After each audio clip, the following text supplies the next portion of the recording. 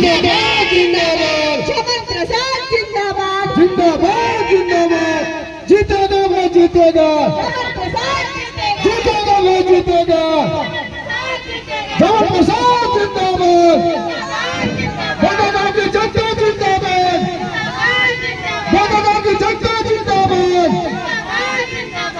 बहुत बहुत धन्यवाद। आप उनके मुखातिब से हम कुछ सुनेंगे। पगड़िया गाँव में उपस्थित हमारे बुजुर्ग भाइयों, माताओं, बहनों एवं छोटे बच्चों सभी को मेरी ओर से हार्दिक जय जय। देखिए, बहुत देरी से आप लोग नुक्कड़ सभा देख रहे हैं, नुक्कड़ नाटक देख रहे हैं।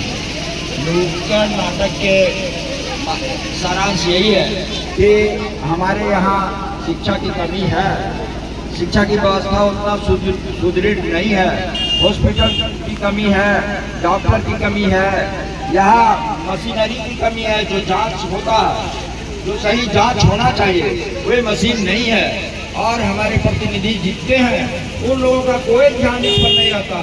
खाली ध्यान कहाँ जाता है, कोलवरी से पैसा कैसे आएगा, कोलवरी से कमीशन कैसे मिलेगा, और कोलवरी में रोजगार देंगे तो उससे पैसा कैसे लेंगे, उस पर ध्यान चला जाता है, इधर से ध्यान हट जाता है।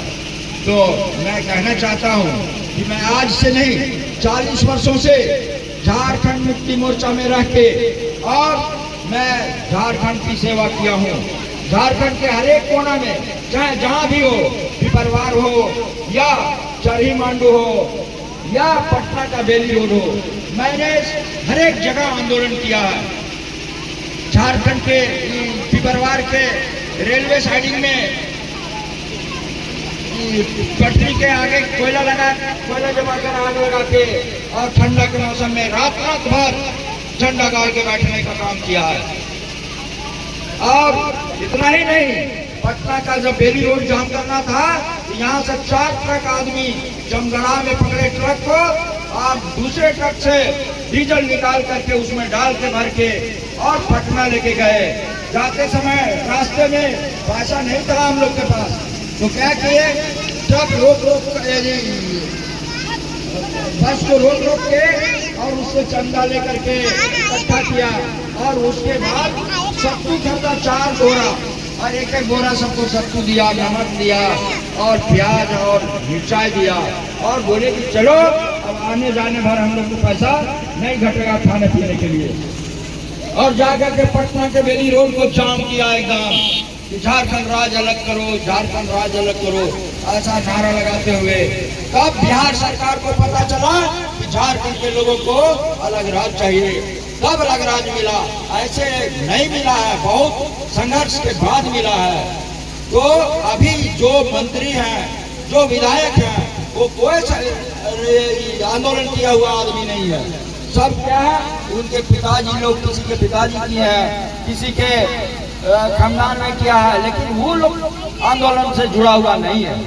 जो यहाँ के बारे में जानेगा कि झारखंड मिला कैसे, झारखंड कितने दुर्दशा से मिला, कितने तकलीफ से मिला, उन लोगों को पता नहीं है। और मैं कहना चाहता हूँ कि यहाँ जब प्रतिनिधि चुनाते हैं, प्रतिनिधि को जो काम है वो सही ढंग से नहीं कर पाते हैं, तो ऐसा परिस्थिति में हम लोग चाहते हैं कि इतना संघर्ष के बाद झारखंड मिला है। एक तो बोलते थे हम लोगों को गाड़ी में पटना जाते समय कि अगर झारखंड राज्य अलग होगा जनक बाबू, तो हम लोग यहाँ के झारखंड के निवासी राजा होगा, लेकिन ऐसा नहीं हुआ। क्योंकि वैसे लोग झारखंड में राज करने वाले नहीं गए। जब झारखंड अलग राज्य बना तो भाजपा के लोग सरकार बनाया, और अधिकतर भाजपा के हाथ में सरकार की बागडोर रही, जिसके कारण वो लोग तो आंदोलन किया नहीं था, वो लोग जानता नहीं था, और वो लोग राज कर रहा है जो नहीं, मैंने विकास नहीं कर पाया। और हमारे हेमंत सोरेन से भी गलती हुई है।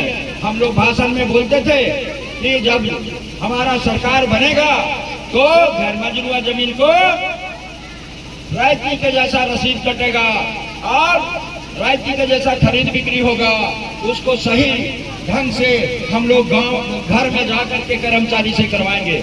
लेकिन ऐसा नहीं होने दिया।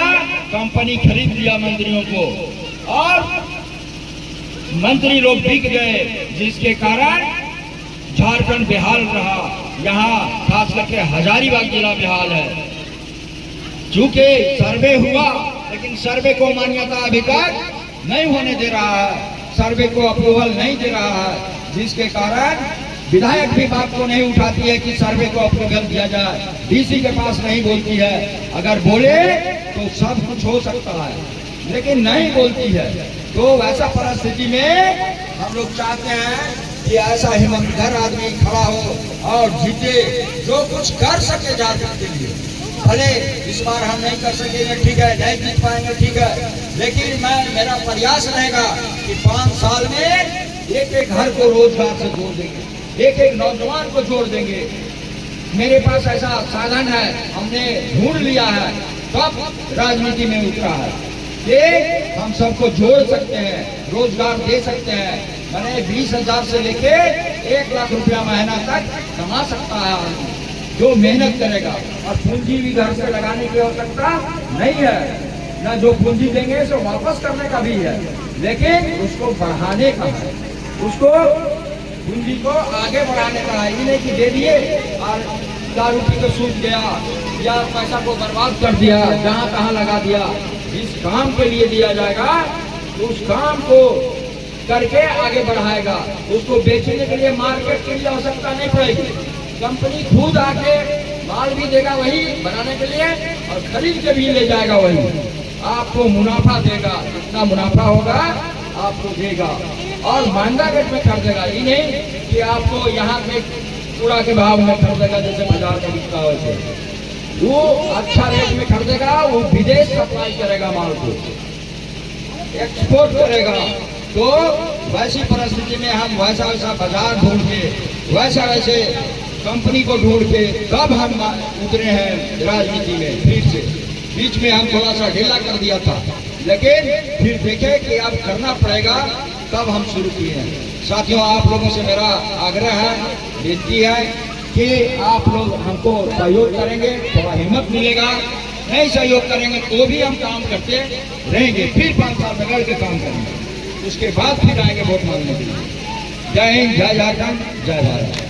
भैया जैसे बात को बोले भैया, इनकी बातों को सुनते हुए इग्नोर ना करें, इनकी बात पर ध्यान दें।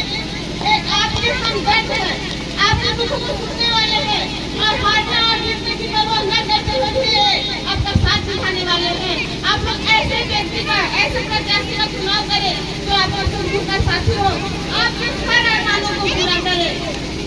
नहीं कि कुछ पैसे के लिए हम वोट को बेच लिए और ऐसे लोगों के हाथ में दे दिए जो हमारा परवाह न करते हुए। जमन प्रसाद जिंदाबाद, जिंदाबाद जिंदाबाद, जमन प्रसाद जिंदाबाद, जिंदाबाद जिंदाबाद। हमारा विधायक कैसा हो, जमन प्रसाद जैसा हो, हमारा विधायक कैसा हो, जमन प्रसाद जैसा हो। बड़का गाँव की जनता जिंदाबाद, जिंदाबाद जिंदाबाद, बड़का गाँव के बच्चा जिंदाबाद, जिंदाबाद जिंदाबाद, यहाँ की जनता जिंदाबाद। जिंदाबाद जिंदाबाद। जीतेगा भाई, जीतेगा। जमन प्रसाद जीतेगा।